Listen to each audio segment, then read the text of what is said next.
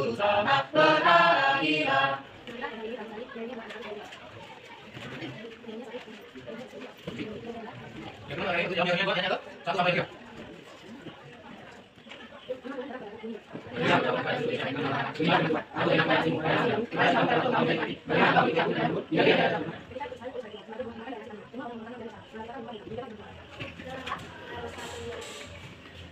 Terima kasih Bapa, terima kasih Yesus atas berkat kasih yang melimpahkan kepada kami pada pagi ini.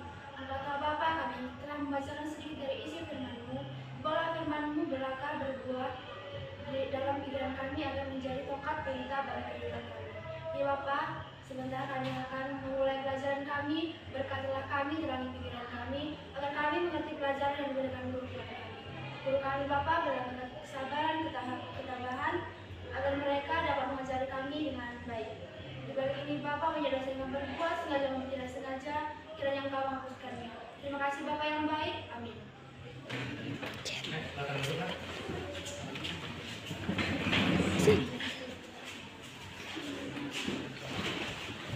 Ya, selamat pagi anak-anak kami. Kita hari ini akan memasuki kembali materi kita di materi bab yang pertama. Ya, coba silakan dibuka bukunya masing-masing. Materi bab yang pertama kita akan membahas mengenai bertumbuh dan semakin berhikmat. Dalam materi ini kemungkinan anak-anak kami sudah pernah mendengarkan itu kata yang namanya bertumbuh. Ya. Karena bahasa bertumbuh ini sering sekali kita dengarkan dalam ruang lingkup masyarakat. Jadi oleh karena itu kita akan membahas di sini bagaimana yang dikatakan dia di sini bertumbuh di dalam hikmat. Ya. Namun sebelum kita masuk ke dalam materi, kita akan melihat di sini mengenai dari beberapa video yang menunjukkan nanti di sini ada pertumbuhan yang terjadi di dalam diri manusia. Jadi dari video ini anak-anak kami nanti Bapak berikan tugas untuk mengamati, ya, apa itu arti daripada sebuah pertumbuhan, ya, dan apa saja sebenarnya ciri-ciri daripada pertumbuhan yang dimiliki oleh manusia. Jadi Bapak akan menayangkan 5 jenis daripada pertumbuhan yang dialami oleh manusia. Jadi tugas kamu di sini adalah menganalisis apa arti daripada pertumbuhan dan apa ciri-ciri dari pertumbuhan. Nah, jadi oleh karena itu kita akan mendengarkan video sebentar dan anak-anak kami Bapak harapkan untuk memperhatikannya dengan baik-baik.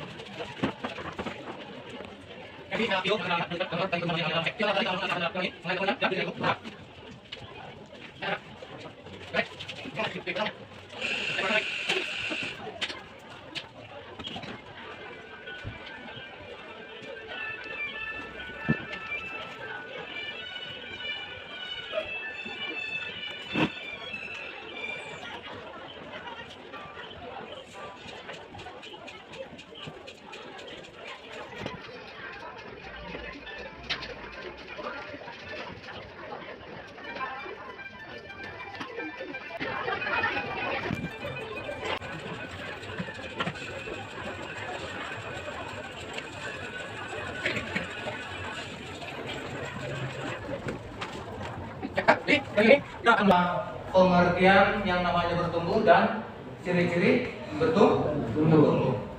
Dari video yang kalian perhatikan, sudah bisa mengambil kesimpulan apa itu bertumbuh?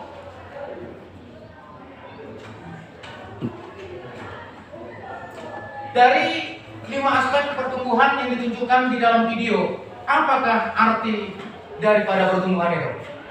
Siapa yang bisa? Dari yang kalian simak, apakah kira-kira arti pertumbuhan itu?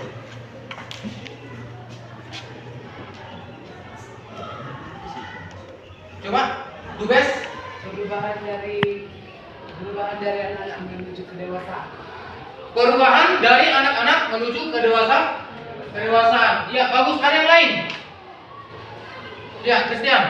Perkembangan yaitu baik perkembangan fisik menuju yang menjadi kecil menjadi besar, Ya, dan perkembangan biologis perkembangan biologis. baik Iya. mental atau fisik. Baik itu fisik, mental. Ya, bagus. Yang lain? Ya, coba dulu ini. Pertumbuhan itu bukan hanya dari fisik, tapi dari pola pikir, dari bersosialisasi, dari emosi dan juga kehidupannya. Ya, coba dulu mana? Silakan dulu, Kuat. Biar kawan-kawannya dengar. Pertumbuhan itu bukan hanya dilihat dari fisik saja, tetapi dari pola pikir kita, cara kita bersosialisasi, cara kita menjalani emosi kita, dan kedewasaan iman kita. Dan kedewasaan iman. Ya, bagus. Ya. Ya. Anak-anak kami mungkin pernah belajar di biologi. Dari segi biologi ini yang tadi dikatakan temanmu si Christian, ya, bahwa apa? Perubahan manusia itu bukan hanya daripada segi fisik, tapi ikut juga dari segi biologis. Ya, coba lihat dulu dari segi biologisnya. Apa yang berubah dari dia? Perubahan suara. Iya, perubahan suara. Kenapa? Ya, karena sejati ini udah makin tajam. Ya, munculnya jagung. Ya, di sini kita akan melihat. Ya, bagaimanakah kisah kehidupan Toyang Harding ini? Apakah Toyang Harding ini memiliki pertumbuhan atau tidak? Ya, sekarang yang menjadi tugasmu di sini adalah menganalisis pertumbuhan apakah yang dialami oleh Toyang Harding. Untuk itu, Bapak minta di sini langsung saja dibentuk kelompok, ya. Ya, langsung aja yang ini gabung dengan kawannya, yang sana gabung dengan kawannya. Yaitu satu orang, kawannya tadi mana? Ya. Ya, langsung masuk. Kalian ke sana. Ya, ini langsung aja berbarengan perempuan yang sana gabung dengan yang laki-laki. Ya. Ya, kalian ke sana. Muhammad. Yang di belakang sana bukan.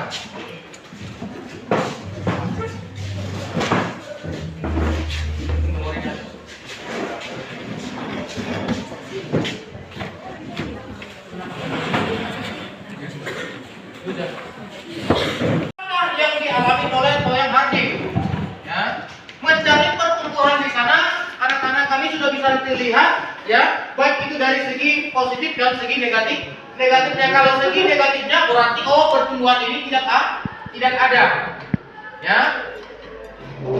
Tahu kan? Iya. Silakan dimulai. Waktu saya berikan waktu lama 15 menit.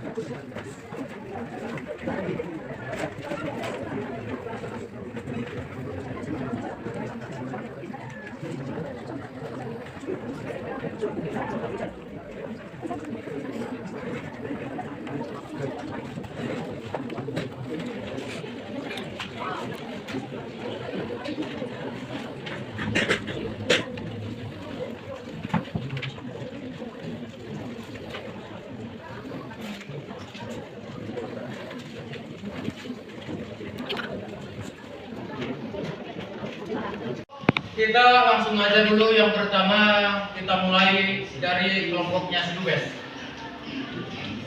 Ya, kelompoknya Sedubes, silakan maju ke depan. Ya, jadi di sini dalam membacakan daripada hasil diskusi temannya, kalau ada nanti tidak boleh ditanya ataupun bisa disanggah.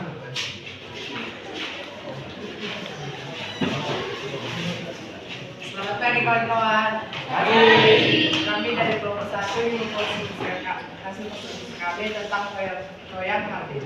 Toyang Hardin tidak memiliki pertumbuhan secara emosional karena dia takut kalah karena lawannya terlalu tangguh baginya. Yang kedua, Toyang Hardin memiliki pertumbuhan secara fisik dengan baik karena fisiknya baik, makanya ia bisa ikut lomba ice skating. Dan yang terakhir, ia tidak memiliki pertumbuhan secara iman karena kepribadiannya ingin menang dan harus menang bagaimanapun caranya. Ya. Sekian fasilitas kami. Terima kasih. Apakah ada yang ingin bertanya? Ya, terima kasih. Ya, ada pertanyaan? Tidak? Udah jelas semua? Ya. Di sana teman-teman kita anak tadi kan? Apa kau bilang? Iya. Jangan ditutup sedikit.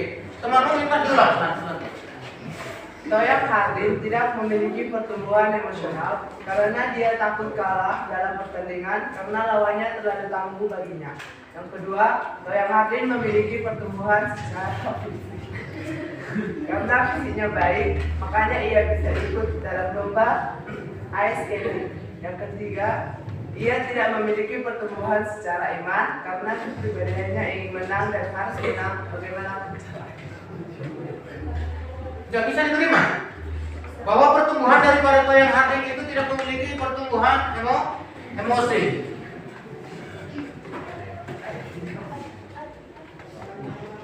Ada sanggahan dari yang lain?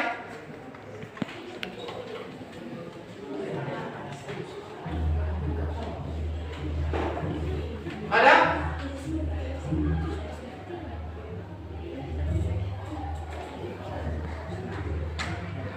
Ya. Kalau tidak ada sanggahan yang lain, cuma guna Bapak mau bertanya, di situ kelompok itu mengatakan bahwa Toyang Hardin tidak memiliki kedewasaan emosi. Ya. Kenapa kelompok kalian mengatakan bahwa Toyang Hardin tidak memiliki emosi, sementara kalau kita lihat itu dalam ceritanya Toyang Hardin bekerja sama dengan mantan suaminya untuk melukai lawannya. Apakah itu tidak termasuk salah satu emosi?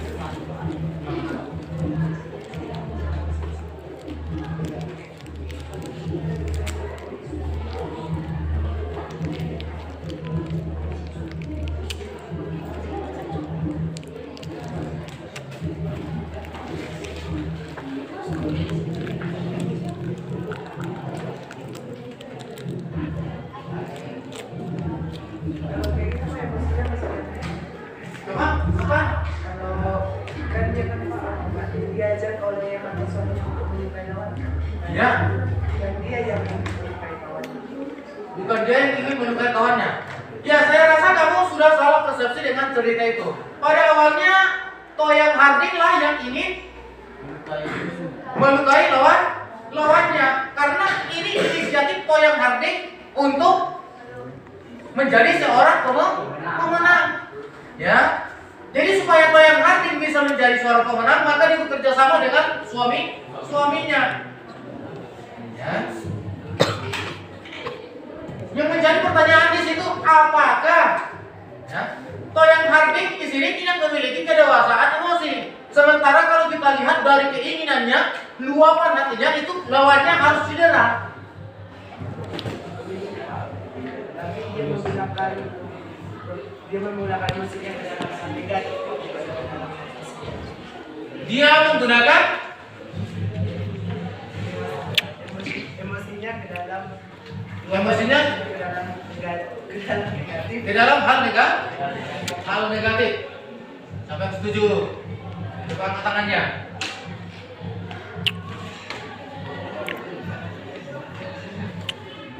Semua setuju? Ya.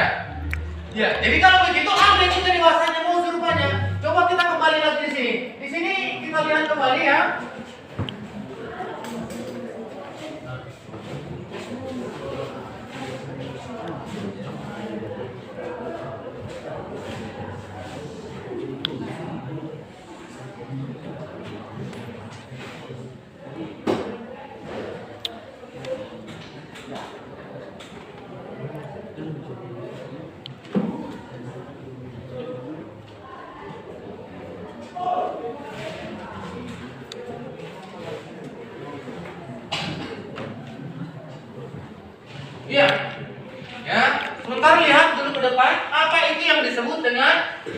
pertumbuhan emosi, ya.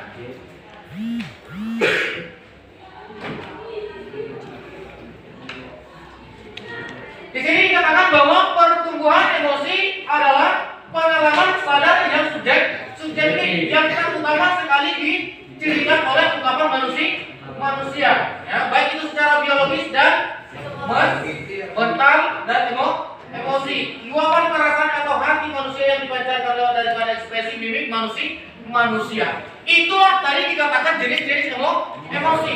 Ya, itu masih jenisnya. Sekarang yang menjadi pertanyaan, bagaimana yang dikatakan manusia bertumbuh secara emosi? Ya. Kita kembali kepada yang pertama tadi. Apakah manusia yang bertumbuh secara emosi? Ya. Misalnya, emosi itu kan tadi ada terdiri dari beberapa macam. Marah. Manusia yang dikatakan bertumbuh secara emosi, apakah ini adalah manusia yang suka marah? Tidak. Ya. Atau apakah manusia yang bertumbuh secara emosi ini disebut juga adalah manusia yang suka ketawa saja? Tidak kan? Tidak. Atau menangis saja? Tidak. Jadi bagaimana yang dikatakan manusia bertumbuh secara emosi? Coba siapa yang bisa katakan? Coba, tugas. Manusia bertumbuh secara emosional ketika ia bisa mengendalikan emosinya dan menempatkan emosinya pada tempat yang sebenarnya. Contohnya ketika ada teman berduka dia sedih, ketika ada kucing dia ketawa. Iya. Nah, di sini dikatakan bahwa manusia yang bertumbuh secara emosi adalah kemampuan manusia untuk mengontrol. Jadi, ya, sesuai dengan dikatakan kelompok Sidubes tadi, benar bahwa Toyang Harding tidak memiliki apa? Kedewasaan emosi. Kenapa? Karena Toyang Harding tidak mampu mengontrol daripada emosinya. Punya emosi punya, ya. Tapi apa? Emosinya diluapkan begitu saja, tidak sesuai dengan situasinya. Ya. Karena di dalam diri Toyang Harding hanya keinginannya menjadi seorang pemenang. Kemudian apa lagi?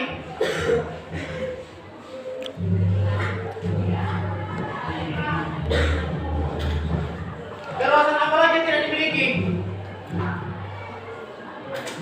Apa lagi? Iman. Kenapa? Siapa? Kenapa kalian katakan tidak memiliki kedewasaan iman? Coba kembali Christian.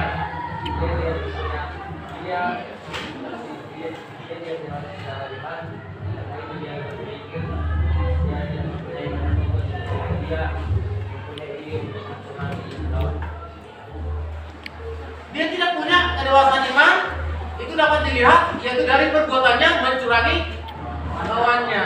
Atau dengan kata lain, kalau dalam segi agama dikatakan di sini bahwa Toyang Harding tidak memiliki kasih terhadap lawan, menghalalkan segala cara. Ya.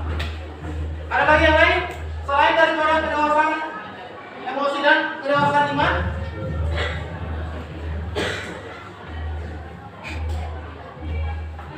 Apa? Pola pikir bagaimana? Berpikir secara buruk. Ya, kedewasaan pola pikir itu rupanya apa?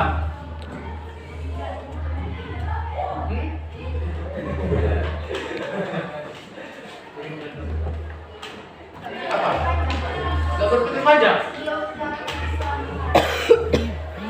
Sekarang begini nak, kedewasaan pola pikir itu adalah ataupun pertumbuhan pola pikir adalah peningkatan pengetahuan. Sekarang di sini bagaimana? Apakah Toyang Harding tidak memiliki kedewasaan segi pola pikir atau pertumbuhan pola pikir? Ada, tapi apa?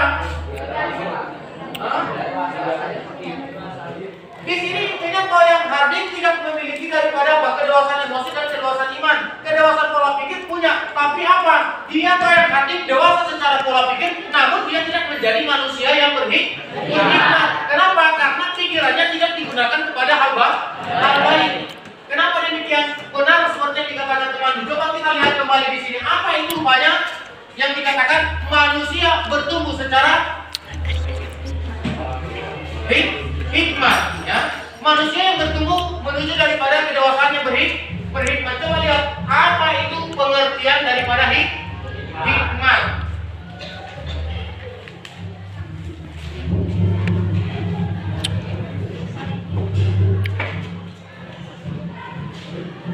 Ya.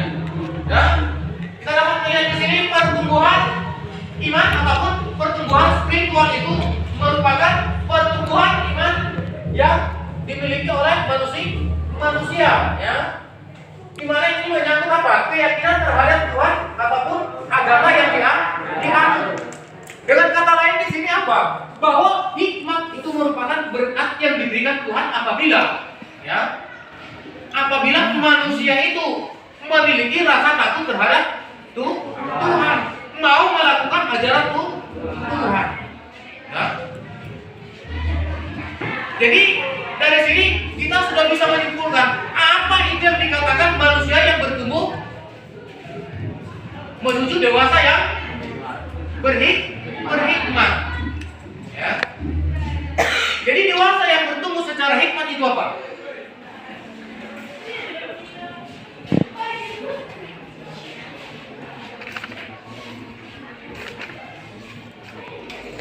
Apa itu?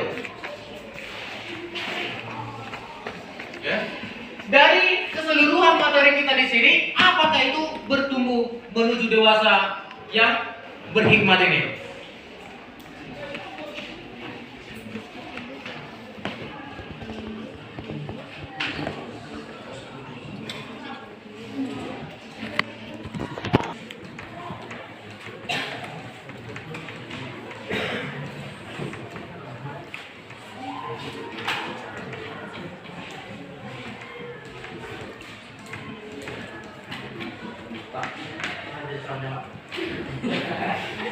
Apa yang dikatakan manusia bertumbuh menuju daripada hikmat atau pertumbuhan menuju dewasa yang berhikmat? Pertumbuhan yang menuju berhikmat yaitu seorang yang diatur secara pola pikir yang mempunyai pola pikir yang matang dan fisik dan pola pikir yang sudah dewasa dan iman yang cukup untuk dan takut kepada Tuhan dan dapat mengontrol emosi secara dewasa. Secara dewasa. Ya, ada lagi yang lain selain dari situ? Ya, itu sudah bagus. Ada lagi? Coba duduk kanan. Sandi. Sandi Pasaribu.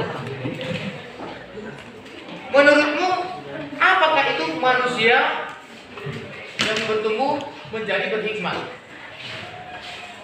Atau saya Bapak simpelkan pertanyaannya, bagaimana yang dikatakan manusia yang bertumbuh dan berhikmat?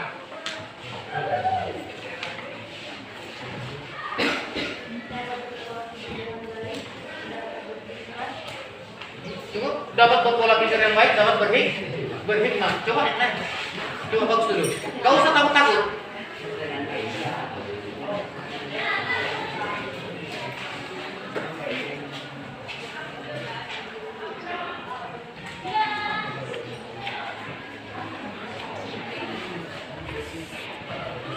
Apa nah? Tadi kan bertumbuh itu dia adalah proses perubahan. Apa yang berubah? Yang 5 aspek, ya, yaitu aspek fisik, aspek pikiran, aspek sosial, emosi, dan iman. Ya. Dan pengetahuan seperti hikmat itu tadi dikatakan di sana itu adalah hikmat itu adalah hikmat dari apa?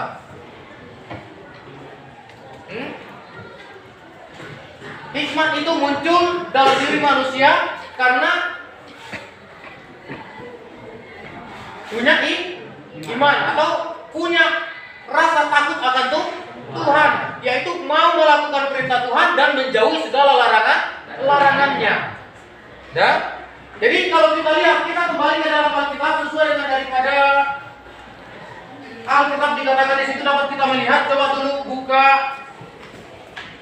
Alkitabnya. 1 Samuel 3 ayatnya yang ke-19.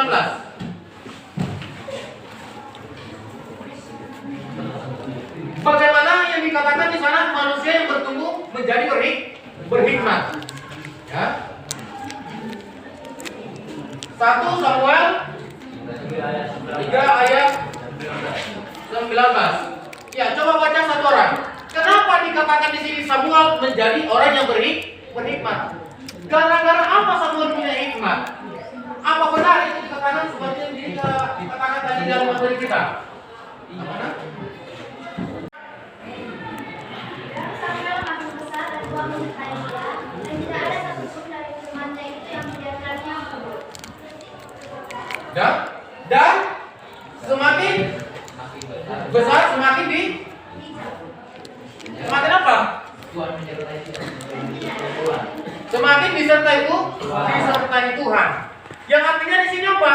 Samuel ini dikatakan sebagai manusia yang bertumbuh dan semakin berhikmat. Kenapa? Karena Samuel, ya,